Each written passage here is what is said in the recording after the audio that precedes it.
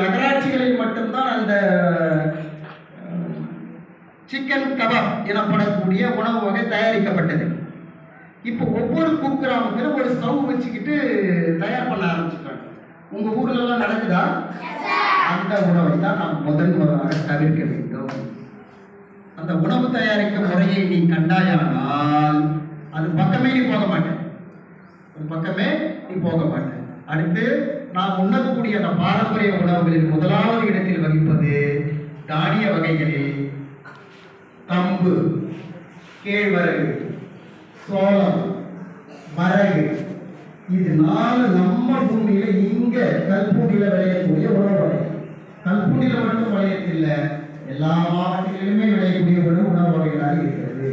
அவற்றில் இருக்கக்கூடிய சத்துக்கள் போன்று நாம் உண்ணக்கூடிய பூரி இல்லை, நாம் உண்ணக்கூடிய பிரியாணி இல்லை, நாம் உண்ணக்கூடிய சப்பாத்தி இல்லை, எவற்றிலுமே இல்லை.